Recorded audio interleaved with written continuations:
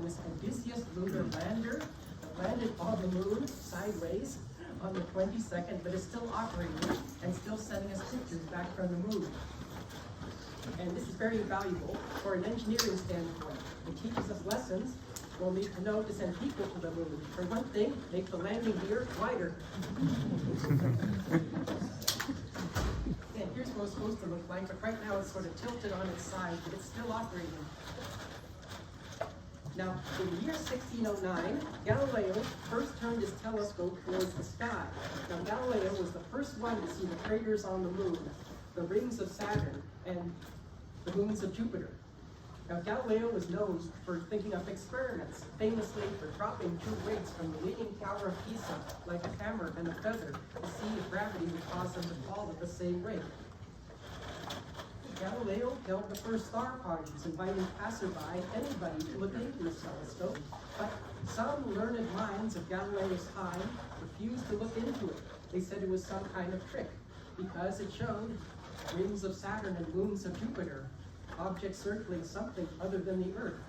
If you were to go to an astronomy lecture in the year 1609, they would tell you with every certainty that our Earth is fixed for all eternity at the center of the universe, and the sun and the planets travel around the Earth like the moon. But anyone observing the planets for any length of time sees they don't always travel in the same direction. Sometimes they appear to move backwards, as if they're circling something else. So to explain this retrograde motion, the learned minds of Galileo's time conjured up epicycles, circles within circles. The sun and the planets move in circles around the Earth, but also in smaller circles to explain the retrograde motion. But of course, there were no such thing as epicycles. Earth is just one of a number of planets orbiting the sun, as the Polish astronomer Copernicus suggested. So, anyone in the astronomy department here? How about physics? Oh, wonderful. This will be fun for you too. And how about engineers? How many engineers here? Oh, the rest of us. You can tell about that. Now, in Galileo's time, there was another controversy, whether the speed of light existed at all. Now, many fine minds of the time, like Johannes Kepler, said there was no speed of light. Light was just instantaneous, traveling everywhere at once. Now, Galileo himself suggested making an experiment by placing lanterns on a very distant hill and trying to time how long it took the light to travel between the hills. But Galileo didn't have a distant enough hill or a good enough clock.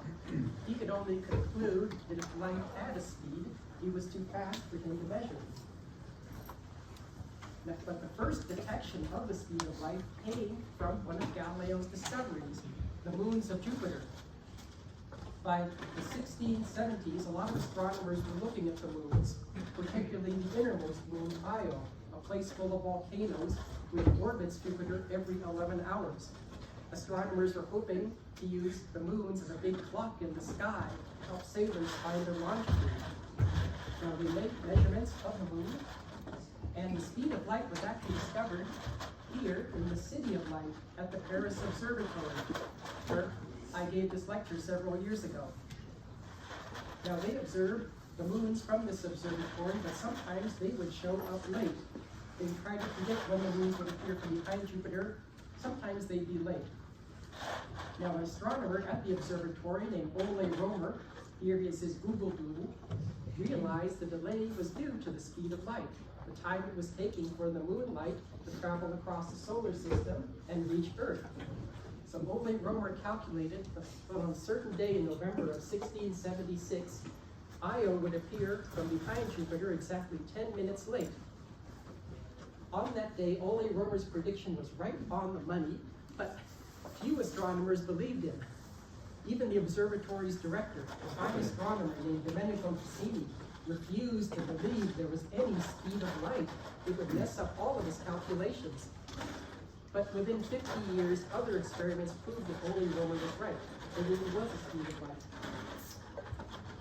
Now today, the speed of light is part of our science. It's written down in the back of textbooks.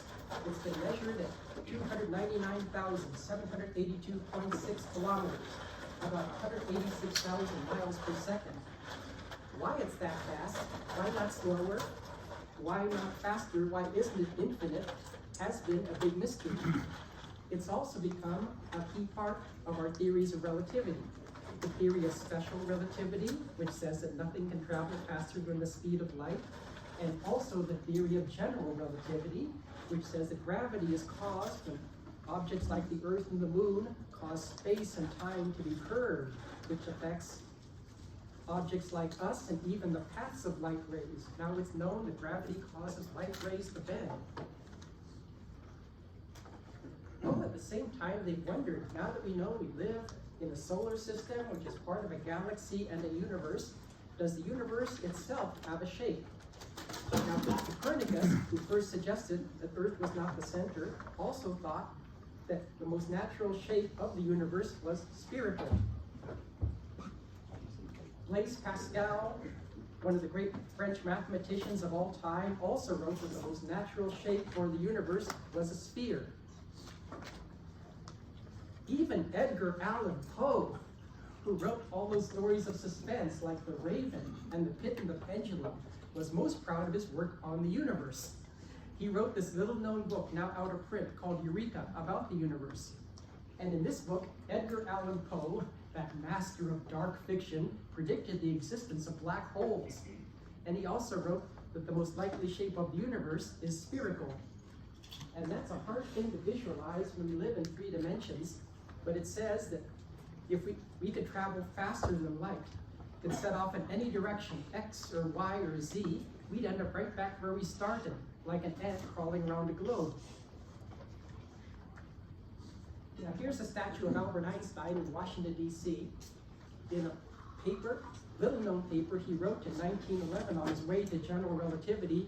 Einstein wrote about a changing speed of light, but didn't know enough math to complete the equation. In another paper he wrote in 1917, Albert Einstein also wrote that the universe was spherical, but he didn't know enough math to complete the equation. He had to add fudge factors called cosmological constants to make the equations balance. And I'm going to skip a bunch of math here. Oh, my popular book doesn't have any math in it. There's only one equation in it. It's an easy one. And to quote something out Albert Einstein said, when forced to summarize a general theory of relativity in one sentence, time and space and gravity have no separate existence from matter. And I found a way to put that into a simple equation, which looks like this. Yes, Gm equals Tc cubed, where G is Newton's gravitational constant, M is the mass of the universe, T is its age, around 14 billion years, and C is the speed of light. Now this is a simple equation, but it tells you everything you want to know about our big universe, but we're afraid to ask. It relates the universe's size, its mass, its radius of curvature, with the speed of light. Now we have plenty of evidence that the universe is growing, that it expanded from a much hotter and denser state, but not why. But math actually predicts it.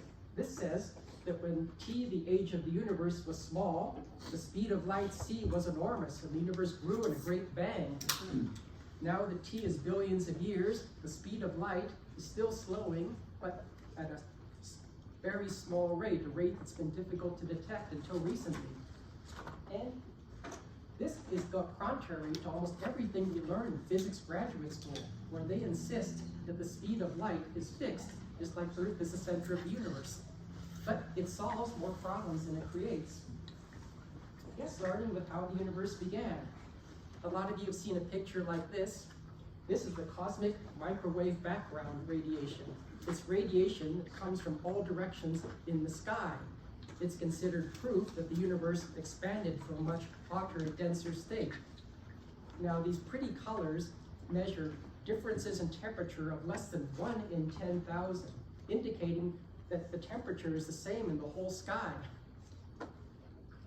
Which means, well, it's actually prima facie evidence that the speed of light has changed. It indicates that large parts of the universe could have been in contact with each other.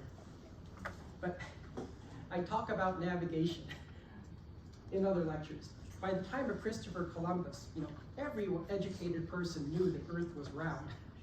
But Today, now that we know that we live in a solar system, a galaxy, and a universe, if you were to go into a lecture, a physics lecture, whether in Boston or Berkeley, they would insist that our big universe is flat, like a man's chest.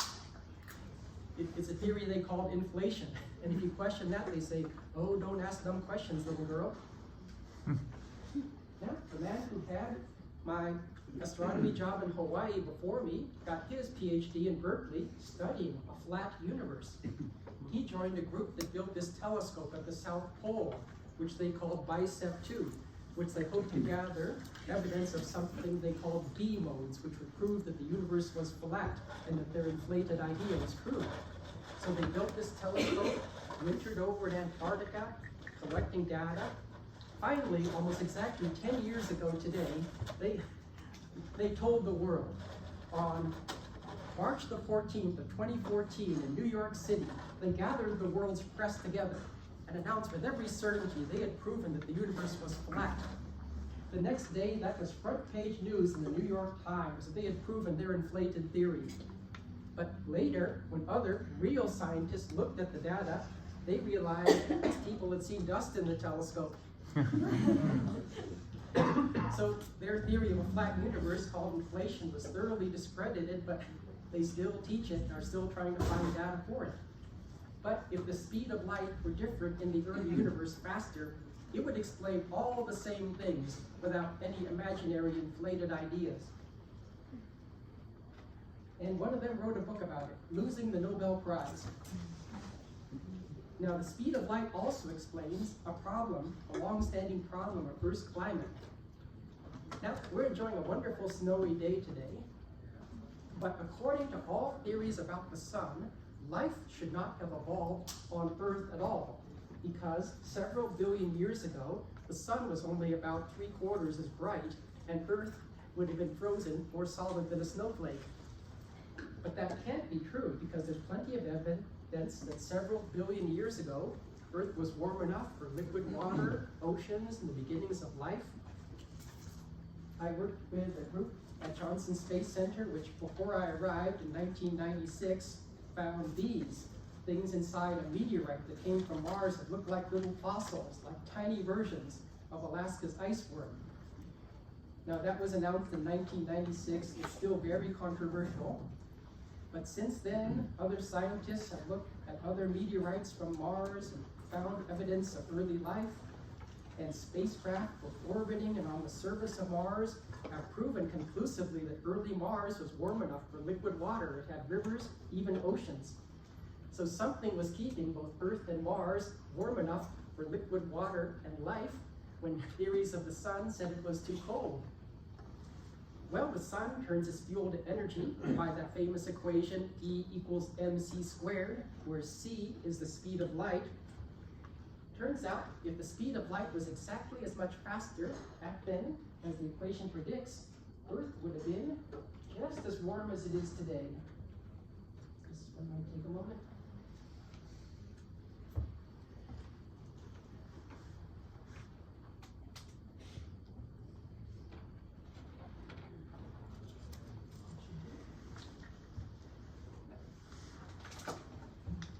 Anyway, now this line here is the sun's luminosity leading up to today. According to all theories of the sun, several billion years ago, it was only 76% as bright, has been slowly getting brighter until it reaches today's value. It would have to be above this green line for life to exist on Earth at all. But now, if you put that equation in there, put in the change in the speed of light, it turns out that several billion years ago, the sun was just as bright as it is today. We can use our own planet as a thermometer, because if the speed of light had not changed in exactly the amounts predicted, we wouldn't be around to talk about it. And this is actually very comforting, because those theories of the sun say that it's still getting warmer. So no matter how much humans try to control the temperature with their carbon emissions, the sun will just get warmer until all the oceans boil. But thanks to the speed of light, we don't have to worry about that anymore. Oh, and the speed of light also explains what's considered the most profound problem in physics, the so-called acceleration of the universe. Who's heard about that? Now, we know that the universe has been expanding because the farther away an object is, the more its light has been shifted into the red. When some physicists at Berkeley started looking at exploding stars, supernovae, their data made them think that the supernovae's red shifts were increasing in a non-linear fashion, as if that whole part of the universe was accelerating away from us. Accelerating universe ideas became very popular. Now that would violate many laws of physics, starting with the first law of thermodynamics, which says that energy is conserved. To explain their accelerating data, they had to conjure up imaginary pulsive energies, which they called, and I don't like to use this term, dark energies. According to them, the whole universe, even this room, would be filled with a repulsive dark energy, causing it to expand at an accelerating rate. Dark energy theories became popular because anybody could think up of a new one. Now, not far from that Albert Einstein statue in Washington, D.C., is the monument to another Nobel Prize winner, Dr. Martin Luther King.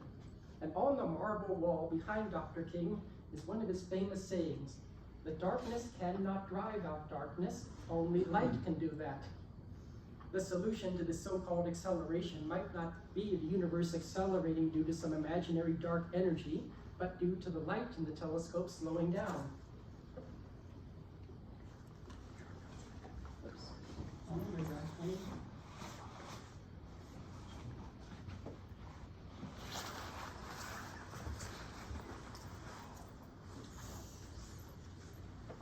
Now here's their so-called accelerating data. Oh, this is hard to explain, but this upward slope indicates that the universe is expanding because the more distant an object is, the more its light is shifted into the red.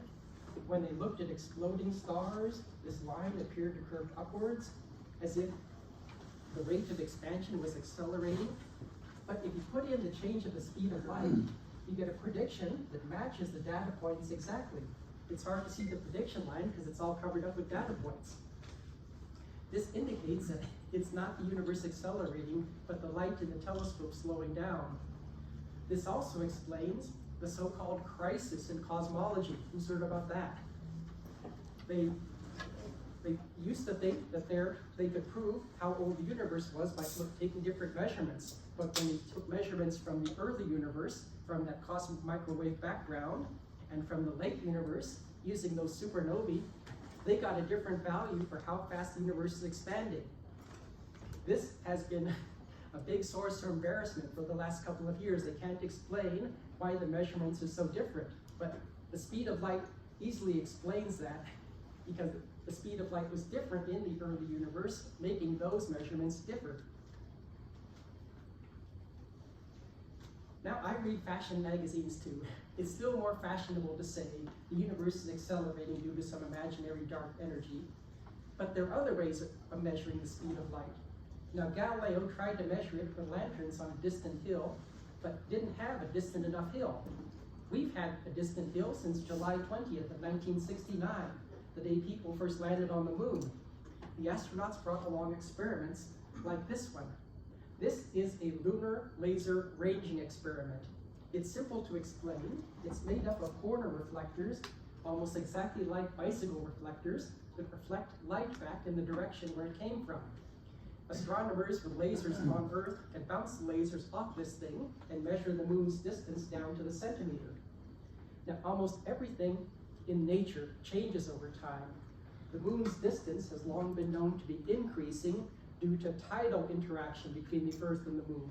As the moon raises tides on Earth, the bulge of those tides tugs on the moon, following Earth's 24-hour rotation ahead of the moon, which actually tugs the moon slightly faster in its orbit, which over a very long time has caused the moon's speed and its distance from Earth to increase. Now, this is a very small change. The moon's distance is 384,402 kilometers. According to the laser ranging experiment, that distance is increasing by only 3.82 centimeters each year. Now, that's a very small change, but it's still too big. If the moon were gaining momentum today at that rate, it would have been in the same place as Earth barely 1 billion years ago. And studies of lunar samples, which I was privileged to help in, show conclusively that the moon is nearly as old as the solar system, 4.5 billion years. Now, other independent experiments disagree. One experiment uses the sediments that those tides leave behind. When the tide washes a layer of sand on a beach, it leaves layers on both a daily basis and on a monthly basis following the orbit of the moon. Sometimes these sediments get fossilized and paleontologists can dig them up and measure them.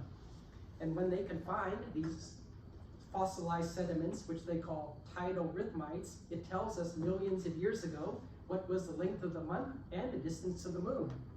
And a study of these tidal rhythmites, which I had to calculate myself, shows the moon's moving much more slowly, only 2.9 centimeters per year.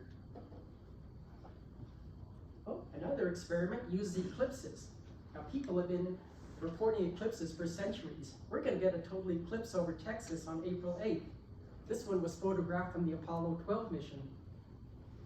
Now, an astronomer in Babylon in the year 136 BC, a day corresponding to April 15th, reported a total eclipse passing over Babylon. Now, if the moon's and Earth's relationship had not changed, the path of the eclipse would have been way over here, 1,000 miles to the west. The fact that it was reported over Babylon provides a precise measure of how that relationship has changed. And a study of eclipses over 2,700 years, which I also had to calculate myself, agrees the moon's moving much more slowly, only 2.91 centimeters per year. A third experiment uses computers. It turns out that the interaction between Earth's tides and the moon is quite complicated.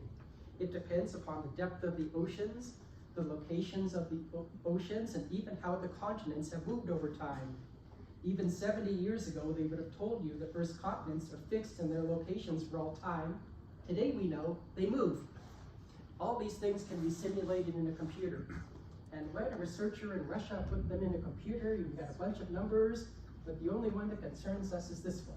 The moon's movement today, which again, is exactly the same, only 2.91 centimeters per year. So 3 entirely independent experiments using sedimentary data, eclipse records, and a computer simulation agree the moon's moving more slowly. But the lunar laser ranging experiment, which relies upon the speed of light, disagrees by a huge amount, 12 standard deviations. Physicists look for what they call a 2 or a 3 sigma result. This is a 12 sigma result. Why? Well, if the speed of light were slowing over time, the time for light to return from the moon would increase at a faster rate each year, making the moon appear to recede faster, according to the laser ranging experiment. If you can stick this equation in there, you get a prediction of 0.926 centimeters per year, matching the anomaly precisely within a fraction of a standard deviation. In English, if the anomaly were the size of a football field, we would have struck it right between the 49 and the 50-yard line. Now, this has been published in a peer-reviewed journal. It's still very, very controversial. Remember, a girl thought of it. And it's still more fashionable to say the speed of light is fixed. But there are other ways to measure it. It has been big news. Here's a bunch of articles. This one is from the UK Daily Star. NASA scientist claims the speed of light is changing, with my picture. Again, it's very controversial. But enough people believe in the light of knowledge to have built this, our International Space Station, which is built by 16 nations cooperating. And even today, right now, there are people from several different nations working on the space station. It makes many kinds of science possible. Another way to complete Galileo's experiment is just to build a better clock. ASIS is the atomic clock ensemble in space. Easy to explain. In space, an atomic clock is more accurate than a clock on Earth because Earth's gravity doesn't interfere with the vibration of the little atoms inside the clock. Now, ASIS has been built, it's been funded, it's due to go on to the space station within about 2 years. One of its principal scientific goals is to search for possible changes in the speed of light. Now again, the change in the speed of light is very small, near the limit of detection. So will ACES verify a change in the speed of light? Will autographed copies of my book be worth a small fortune? Time will tell. But there's reason to believe that we might soon see a big change, a sea change in science. And yeah, ACES is going to be mounted right there outside the European Columbus module. Oh, but there's more.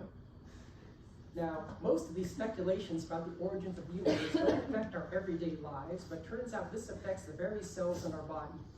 When we look at the small things. Now, there's only one equation in the book, but an equation can have more than one form. GM equals TC cubed is in terms of kilograms, meters, and seconds, man-made units. But there are natural units in nature. Max Planck, one of the founders of quantum mechanics, came up with what came to be called Planck units, natural units of time and length and mass. Now, these units are very tiny. In fact, most of them are too small to measure. But physicists did not understand what their significance was. But if you put that equation into Planck's units, you get something even simpler. M equals R equals T, which has got to be the simplest equation ever, but something no one had figured out until a few years ago. It says simply that on the Planck scale, the size, the mass, and even the age of the universe are the same. One giant integer, 0.79 times 10 to the 61. Now this implies that these Planck units are fundamental. Again, a difficult thing to explain, but it says that time, for instance, is not continuous, but advances like the ticking of a clock. Now the Planck time and the Planck length are very tiny. In fact, they're too tiny to measure. But the Planck mass, 2 times 10 to the negative 8 kilogram, is something we can see. It's about the mass of a flea's egg or one of our eyelash hairs, something we can see. Now that equation suggests that Planck mass is fundamental. Again, another difficult thing to visualize. We spend our whole lives in Earth's gravity. It says that below that Planck mass, below the size of a flea's eggs, objects do not cause gravitational curvature of space and time.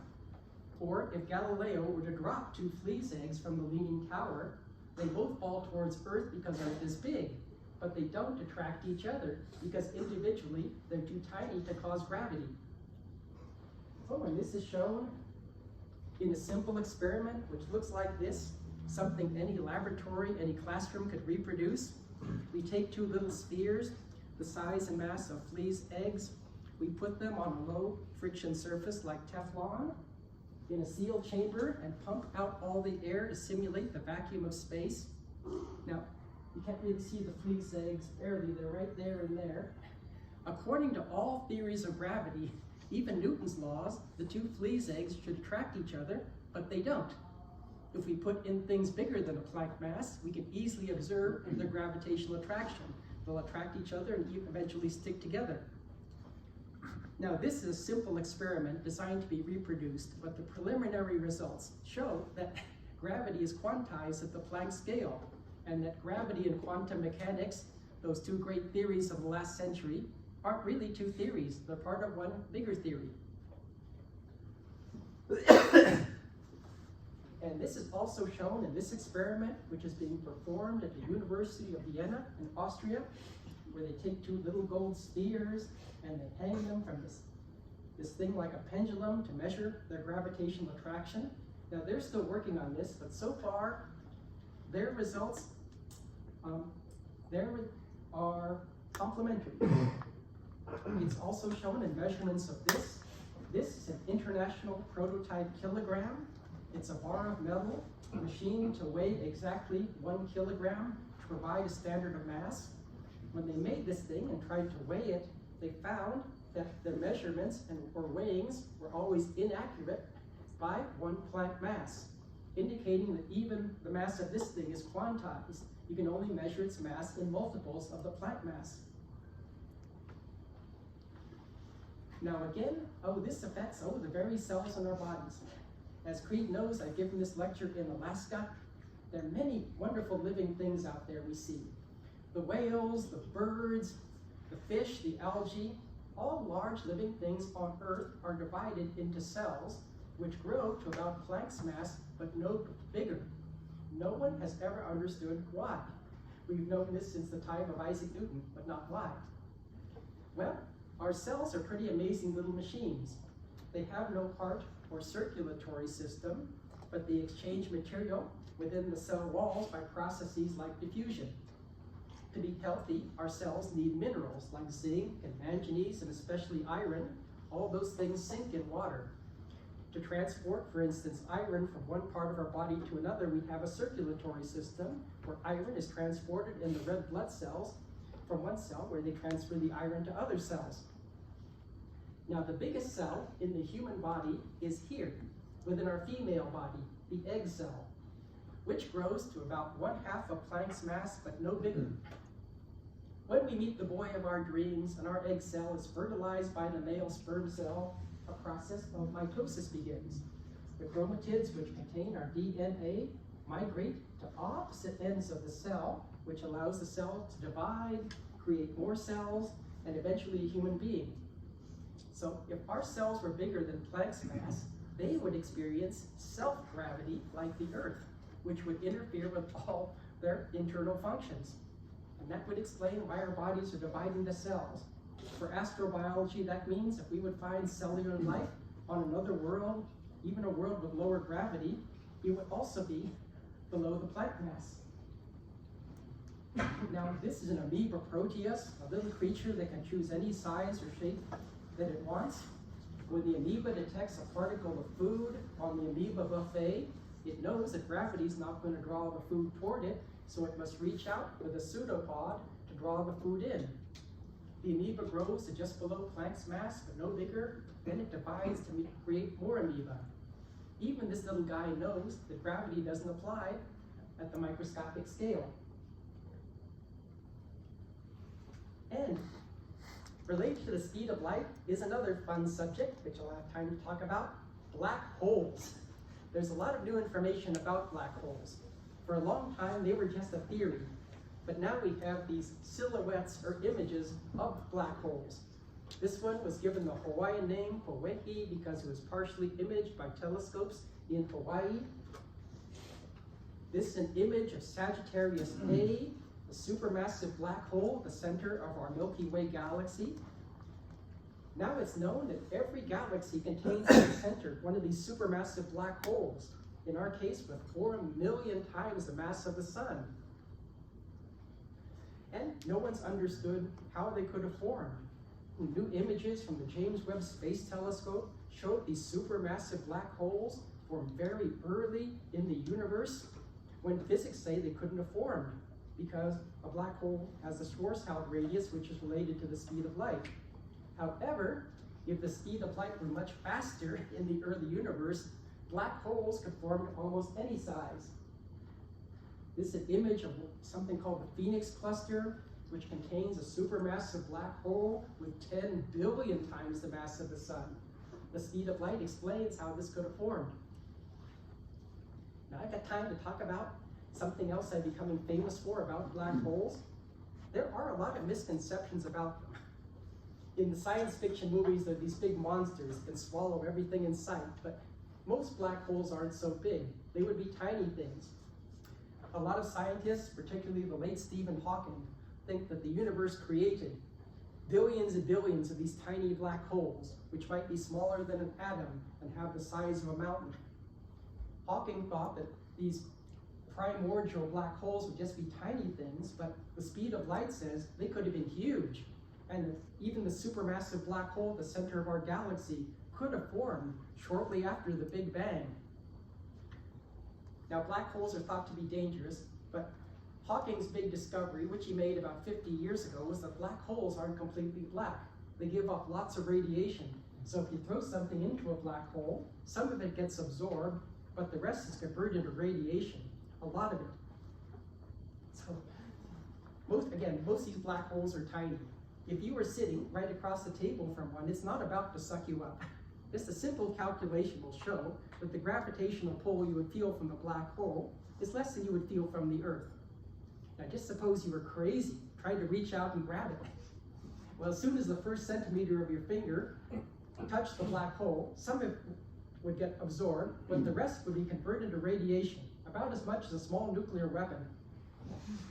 You'd be flown all the way to Nevada, but what's left of you would never bother the black hole again. So you couldn't get sucked up by the black hole even if you wanted to.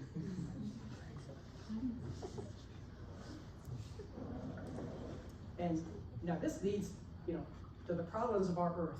There are a lot of things we don't understand about the Earth, starting with how did it form in the first place? Now, since the time of the mathematician Pierre Laplace, there's been a theory that our sun and our solar system condensed from a spinning cloud of gas in space. And the gas condensed and condensed till the center became so hot that the sun ignited and leftovers became the planets. But how could this happen?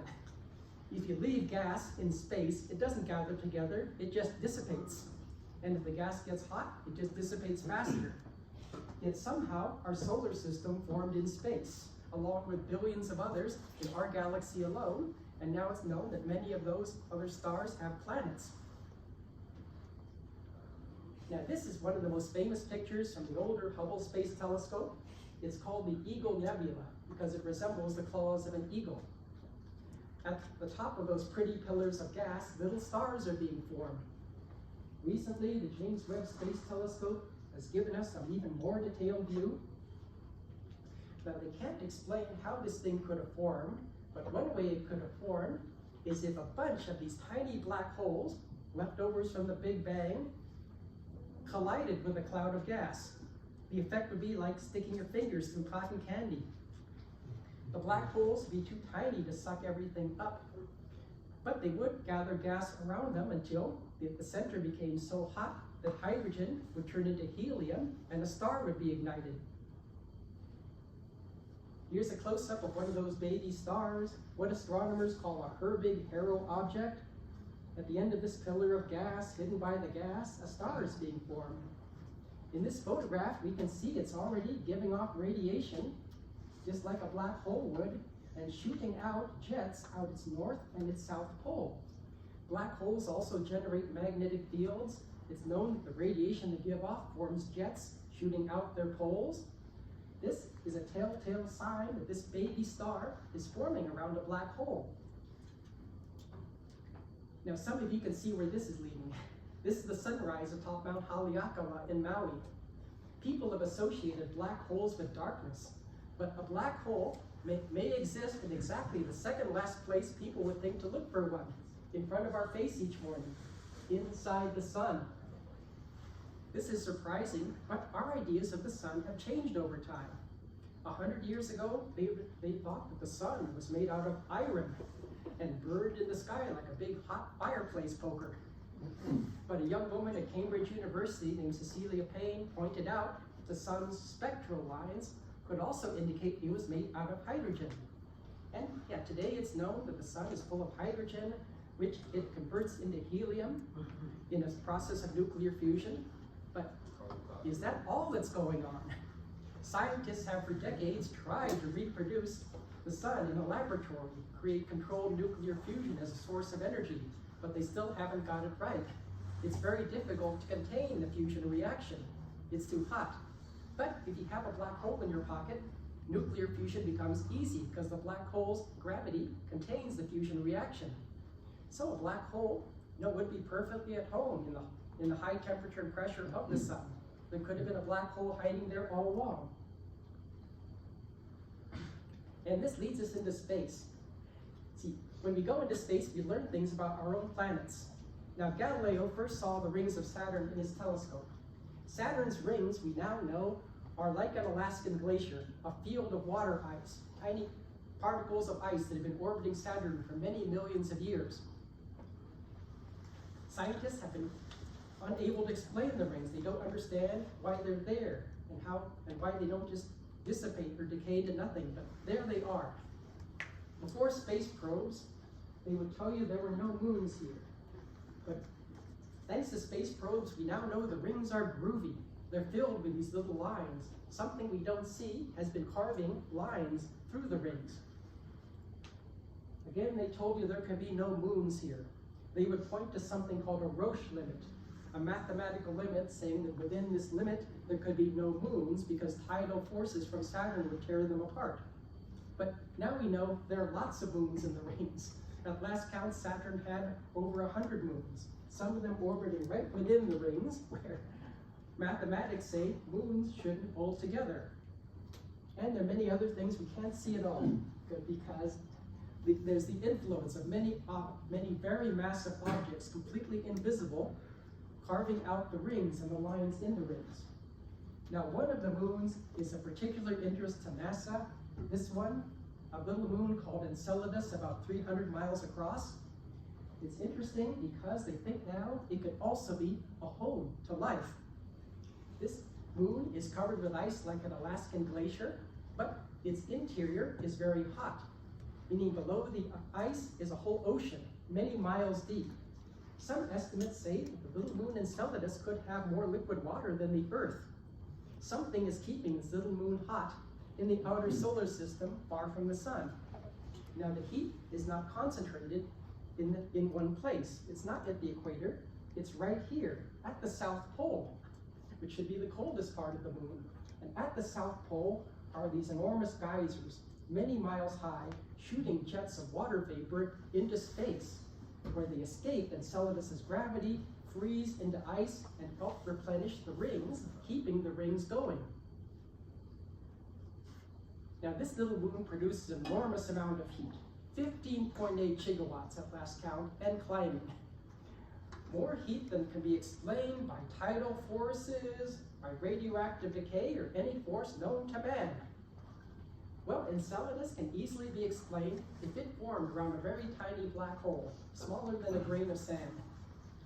That the black hole, again, is too tiny to swallow Enceladus up, but the tiny amount of Enceladus it does eat produces radiation, which keeps the interior hot. Now, who's a mechanical engineer? Oh, wonderful. We can explain Enceladus in terms of engineering, by reverse engineering it. At its center is a tiny black hole. Gas is drawn into the black hole, partially converted to radiation, which keeps the interior hot. Now, the black hole rotates independently of Enceladus, powering a magnetic field. Enceladus's interior, is a whirling maelstrom of charged particles spinning around the black hole, generating a magnetic field, which, just like Earth, has the positive pole in the south and the negative pole in the north. Within Enceladus's interior, atoms of water are stripped down into ions, protons, and electrons. The electrons, being negatively charged, spiral out the magnetic field lines northward and get absorbed by the layers in the north.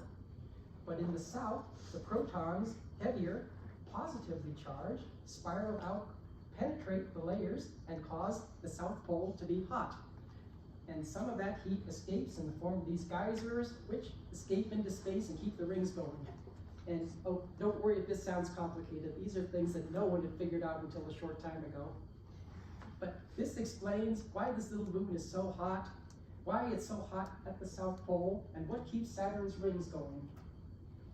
Here's another one of those moons within the rings, a moon called Prometheus. In this photo, it's caught in the act of spewing gas out into space, which is replenishing one of the rings here.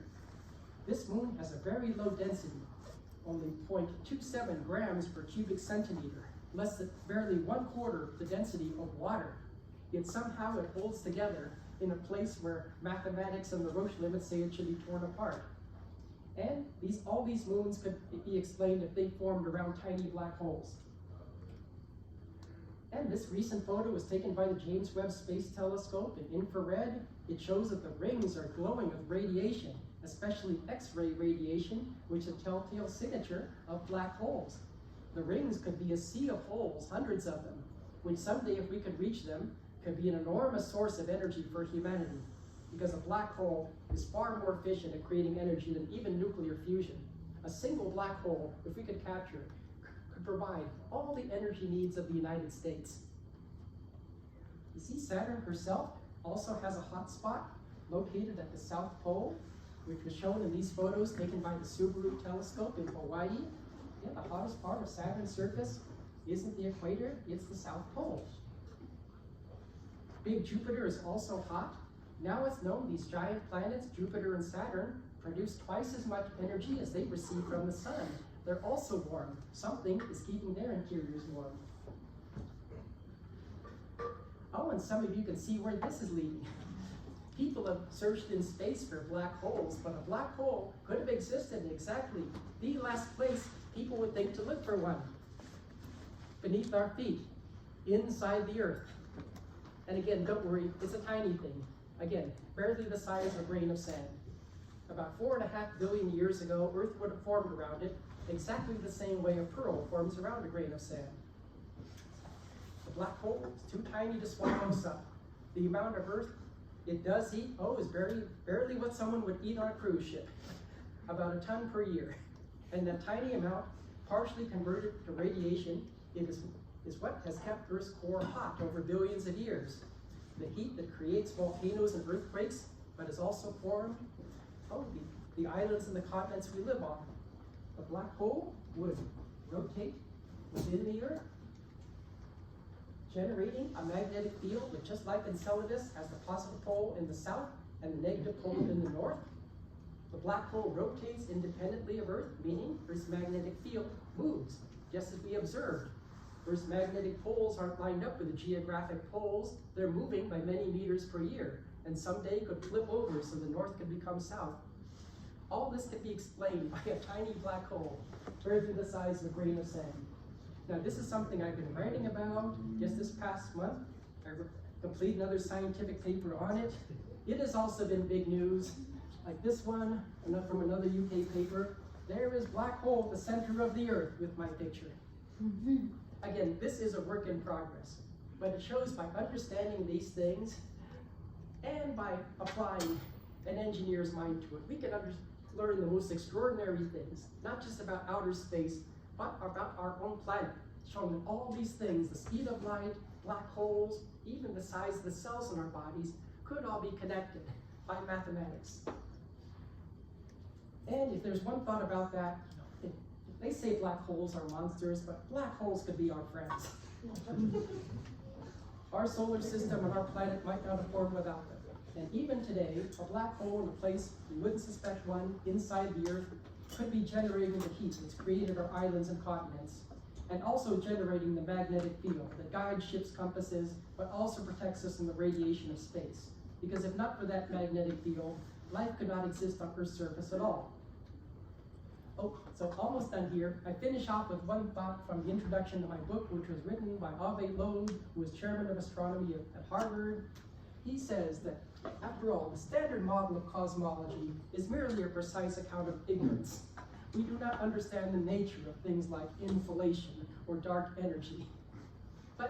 And if there's a final thought, it's always easy to believe that the universe is a dark place. It's filled with dark forces or dark energies. But we live in a universe of light, a universe that began in a burst of light. And even today, the speed of light could connect the very size of the universe with the size of the cells in our bodies, the most basic units of nature. So even if things seem dark, it's a universe of light, and even black holes can give off our light. So I'm going to leave the rest of this time for questions. If anyone is interested in this, there is funding available. Any student who wants to do this, there's funding. You get a stipend, you get your equipment supplied. You have to get a faculty member to sign off on it, but for an afternoon's of work, there is funding for this, and we can provide all the details.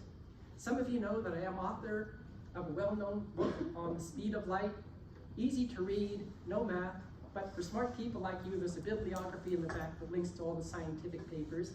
Oh, there's a few of them available.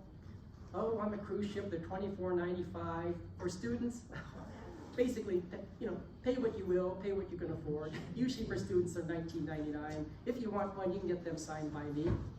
So I'm going to leave the rest of this hour for questions. You've been a great audience.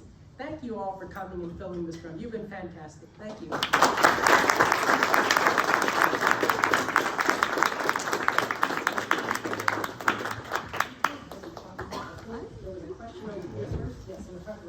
So we're learning new things, scientists are learning new things every day, getting new data, and images.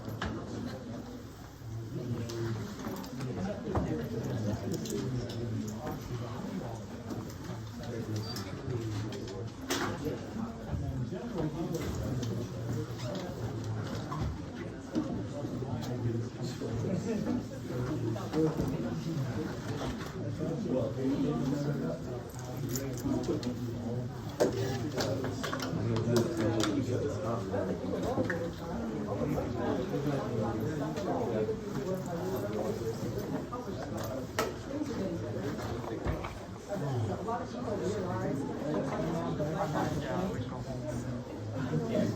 theories about the universe